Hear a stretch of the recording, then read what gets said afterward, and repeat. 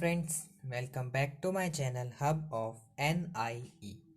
आज के वीडियो में हम इतिहास के टॉपिक वैदिक काल के कुछ इम्पोर्टेंट क्वेश्चंस को जानेंगे जो कि आपके सभी कॉम्पिटिटिव एग्ज़ाम्स के लिए इम्पोर्टेंट है, specially for SSC and railway exams. Video start करने से पहले अगर आप मेरे चैनल पर नए हैं या आपने अभी तक मेरे चैनल को सब्सक्राइब नहीं किया है तो इसे अभी सब्सक्राइब कर लें ताकि मेरे आने वाले वीडियो के नोटिफिकेशंस आप तक समय पर पहुंच सके। तो चलिए बिना किसी देरी किए हम आज का अपना वीडियो स्टार्ट करते हैं। आज के वीडियो का हमारा पहला क्वेश्चन है, हिंद भारत की जनता के संदर्भ में हिंदू शब्द का प्रथम बार प्रयोग किया था। इसके ऑप्शन हैं यूनानियों ने, चीनियों ने, रोमवासियों ने या अरबों ने। अब हम इसके आंसर को जानते हैं और इसका आंसर है डी, अरबों ने। अब हम इसके बारे में कुछ और जानकारी को जानते हैं जो कि है, हिंदू शब्द का प्रथम बार प्रयोग अरबों ने किया। अरबी लोग सा के स्थान पर हा शब्द का प्रयोग करते थे। अंततः सिंधु को उन्होंने हिंदू कहा। अल-बरूनी ने किताब अल हिंद में भारतीयों के लिए हिंदू शब्द का प्रयोग किया। तो ये था हमारा फर्स्ट क्वेश्चन से रिलेटेड। अब हम चलते हैं अपने सेकंड क्वेश्चन पर। हमारा सेकंड क्वेश्चन है, निम्नलिखित में कौन सी वह ब्रह्मवादिनी थी जिसने कुछ वेद मंत्रों की रचना की थी। इसके ऑप्शन हैं लोपामुद्रा, गार्गी, लीलावती या सावित्री। अब हम इसके आंसर को जानते हैं और इसका आंसर है लोपामुद्रा। इसके बारे में कुछ और जानकारी।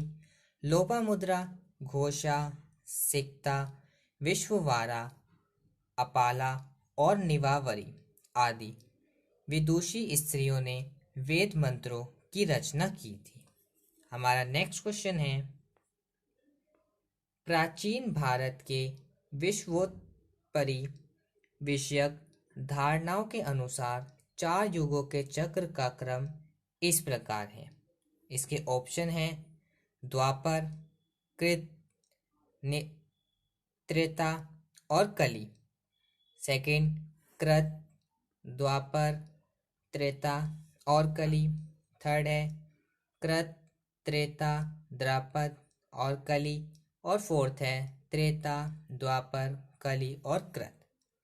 अब हम इसके सही आंसर को जानते हैं जो कि है ऑप्शन नंबर सी, कृत, त्रेता, द्वापर और कली। इसके बारे में, सृष्टि के संपूर्ण काल को 4 युगों में बांटा गया है जिनका क्रम इस प्रकार है, कृत, त्रेता, द्वापर और कलियुग। अब हम अपने नेक्स्ट क्वेश्चन पर चलते हैं और हमारा नेक्स्ट क्वेश्चन है, देवदासी संख्या के प्रसंग में निम्नलिखित में से कौन सा मंदिर समाचारों में चर्चित रहा है। इसके ऑप्शन हैं जगन्नाथ मंदिर पुरी, पशुपतिनाथ मंदिर काठमांडू, कंदरिया महादेव मंदिर खजुराहो या फोर्थ 64 योगिनी मंदिर भेड़ाघाट। अब हम इसके आंसर को जानते हैं और इसका आंसर है ए, पुरी का जगन्नाथ मंदिर देवदासी संख्या के प्रसंग में चर्चित रहा है। हमारा नेक्स्ट क्वेश्चन है, आरंभिक वैदिक साहित्य में सर्वाधिक वर्णित नदी है। इसके ऑप्शन हैं सिंधु, शुतुद्रि, सरस्वती या गंगा।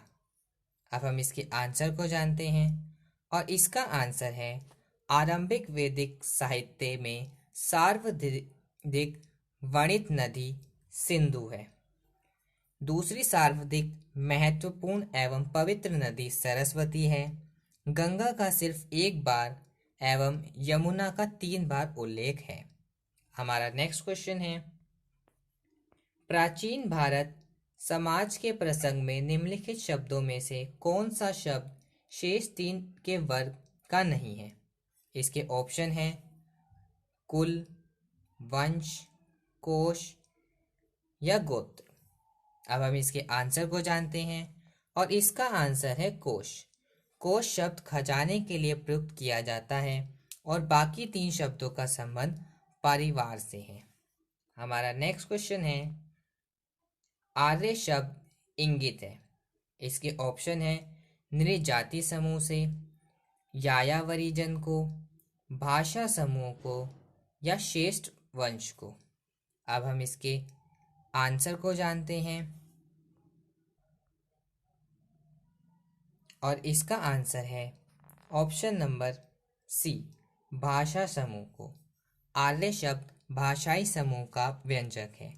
आर्यों की भाषा संस्कृत थी। संस्कृत भारोपीय भाषा परिवार का हिस्सा है। इन्हें भाषा परिवार इसलिए कहा गया क्योंकि आरंभ में उनमें कई शब्द एक जैसे थे। 1500 ईसा पूर्व के आसपास जब आर्यों ने भारत में प्रवेश किया तो वे एक ही भाषा का प्रयोग करते थे। हमारा नेक्स्ट क्वेश्चन है निम्नलिखित चार वेदों में से किस एक में जादुई माया और वशीकरण का वर्णन है? इसके ऑप्शन है ऋग्वेद, यजुर्वेद, अर्थवेद या सामवेद। अब हम इसके आंसर को जानते हैं और इसका आंसर है ऑप्शन नंबर सी, अर्थवेद तंत्र मंत्र जादू आदि से संबंधित ग्रंथ है। इसमें जादू टोना व वशीकरण से संबंधित मंत्र हैं जिनका प्रयोग बुरी शक्तियों व बीमारियों को दूर करने के लिए किया जाता है। अब हम अपने नेक्स्ट क्वेश्चन पर चलते हैं और हमारा नेक्स्ट क्वेश्चन है पूर्व वैदिक आर्यों का धर्म प्रमुखतः था। इसके ऑप्शन हैं भक्ति, मूर्ति पूजा और यज्ञ, प्राकृतिक पूजा और यज्ञ या ऑप्शन नंबर डी, प्राकृतिक पूजा या यज्ञ। अब हम इसके आंसर को जानते हैं और इसका आंसर है ऑप्शन नंबर सी, प्राकृतिक पूजा और यज्ञ। पूर्व वैदिक आर्य प्राकृतिक पूजा और यज्ञ किया करते थे। ऋग्वैदिक आर्यों के लिए भक्ति और मूर्ति पूजा का उल्लेख नहीं मिलता है। अब हम अपने नेक्स्ट क्वेश्चन पर चलते हैं और हमारा नेक्स्ट क्वेश्चन है वैदिक आर्यों की ही भांति यज्ञ अग्नि की प्रथा का पालन इनके द्वारा भी किया गया। इसके ऑप्शन है यूनानी लोग, ईरानी लोग, रोमवासी या ये सभी लोग। अब हम इसके आंसर को जानते हैं और इसका आंसर है ऑप्शन नंबर बी, ईरानी लोग। यज्ञ अग्नि की प्रथा का पालन का साक्षी ईरानी ग्रंथ जेंद अवेस्ता से मिलता है। ईरान के लोग वैदिक आर्यों की भांति अग्नि की पूजा करते थे।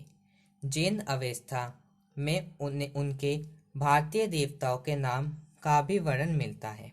वैदिक आर्यों में अग्नि का बहुत महत्व है। ऋग्वेद में अग्नि को 200 सूक्त समर्पित हैं और वह इस काल का दूसरा सर्वाधिक महत्वपूर्ण देवता है। तीसरा स्थान वरुण का है। अब हम अपने नेक्स्ट क्वेश्चन पर चलते हैं और हमारा नेक्स्ट क्वेश्चन है निम्नलिखित वैदिक साहित्यों में से भारतीय संगीति का उद्गम किसमें से खोजा जा सकता है? इसके ऑप्शन है यजुर्वेद, अर्थवेद, ऋग्वेद या सामवेद। अब हम इसके आंसर को जानते हैं और इसका आंसर है ऑप्शन नंबर डी, सामवेद को भारतीय संस्कृति का मूल कहा जाता है। इसमें मुख्यतः सूर्य की स्तुति के मंत्र हैं जिनको गाने वाला उद्गाता कहलाता है। सामवेद के प्रमुख उपनिषद छांदोग्य तथा पंचविंश इसका मुख्य ब्राह्मण ग्रंथ है। सामवेद में ही 7 स्वरों सा, रे, गा, मा, पा, धा, नी, सा का उल्लेख मिलता है। हमारा नेक्स्ट क्वेश्चन है उपनिषद शब्द का शाब्दिक रूप से यह अर्थ होता है। इसके ऑप्शन है पास बैठना, सस्वर पाठ, ज्ञान या प्रज्ञता। अब हम इसके आंसर को जानते हैं और इसका आंसर है ऑप्शन नंबर ए। उपनिषद का अर्थ शिष्य द्वारा ज्ञान प्राप्ति हेतु गुरु के समीप बैठना है। उपनिषद दर्शन पर आधारित पुस्तकें हैं। भारतीय दर्शन का मुख्य आधार तथा वैदिक साहित्य का अंतिम वर्ण उपनिषद है। इन्हें वेदांत भी कहा जाता है। हमारा नेक्स्ट क्वेश्चन है, जिस मनीष ने दक्षिण भारत का आर्यकरण किया वे थे। Option number A Agastya, option number B Vishwamitra, option number C Yajnavalkya या ऑप्शन नंबर डी वशिष्ठ। अब हम इसके आंसर को जानते हैं और इसका आंसर है ऑप्शन नंबर ए ऋषि अगस्त, जिन्हें अख्तियार भी कहा जाता है, को दक्षिण भारत का आर्यकरण करने का श्रेय दिया जाता है। उन्होंने ही मदुरा में आयोजित प्रथम संगम की अध्यक्षता की थी। हमारा नेक्स्ट क्वेश्चन है, आर्यों ने मनुष्य के जीवन को 4 भागों में विभाजित किया। इसके ऑप्शन है कालाविधि, समुदाय, अनुशासन या आश्रम। अब हम इसके आंसर को जानते हैं और इसका आंसर है ऑप्शन नंबर डी ब्रह्मचार्य, गृहस्थ, वानप्रस्थ और संन्यास। ये आर्यों द्वारा वर्णित 4 आश्रम हैं, जिसे उन्होंने मानव जीवन को 100 वर्ष मानते हुए 25-25 वर्षों के 4 आश्रमों में विभाजित किया है।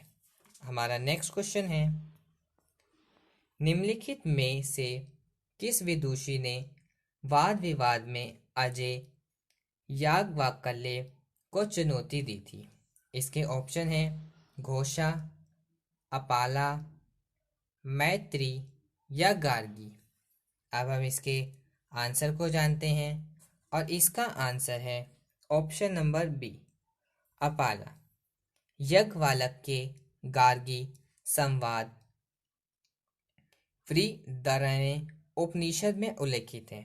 इस संवाद में यह सत्यापित होता है कि याज्ञवल्क्य को गार्गी द्वारा चुनौती दी गई थी। घोषा एवं अपाला वैदिक कालीन विदुषी थी, जिन्होंने वेद मंत्र की रचना की थी। अब हम अपने नेक्स्ट क्वेश्चन पर चलते हैं और हमारा नेक्स्ट क्वेश्चन है, प्रसिद्ध गायत्री मंत्र कहाँ से लिया गया। इसके ऑप्शन है यजुर्वेद, अर्थवेद, ऋग्वेद या सामवेद। अब हम इसके आंसर को जानते हैं और इसका आंसर है ऑप्शन नंबर सी ऋग्वेद के तृतीय मंडल में वर्णित गायत्री मंत्र सविता को समर्पित है, जिसके रचनात्मक विश्वामित्र थे। हमारा नेक्स्ट क्वेश्चन है, महाभाष्य लिखा था। इसके ऑप्शन है गार्गी ने, मनु ने, बाणा ने या पतंजलि ने। इसके आंसर को जानते हैं और इसका आंसर है पतंजलि ने। पतंजलि शुक वंश के शासक पुष्यमित्र शुंग से संबंधित था। पतंजलि ने पाणिनि के संस्कृत व्याकरण पर टीका लिखा, जिसे महाभाष्य कहा जाता है। अब हम अपने नेक्स्ट क्वेश्चन पर चलते हैं और हमारा नेक्स्ट क्वेश्चन है, आरंभिक वैदिक काल में वर्ण व्यवस्था आधारित थी। इसके ऑप्शन है शिक्षा पर, जन्म पर, व्यवसाय पर या प्रतिभा पर। अब हम इसके आंसर को जानते हैं और इसका आंसर है ऑप्शन नंबर बी जन्म पर। वर्ण शब्द का सर्वप्रथम उल्लेख ऋग्वेद में मिलता है, जो मुख्यतः व्यवसाय चयन के अर्थों में प्रयुक्त हुआ है। कभी कहीं वर्ण शब्द रंग के अर्थ में भी प्रयोग किया गया है। तो फ्रेंड्स, आज के वीडियो में बस इतना ही। अगर आपको हमारा वीडियो पसंद आया हो तो वीडियो को लाइक करें, शेयर करें और चैनल को सब्सक्राइब करें। Thank you for watching.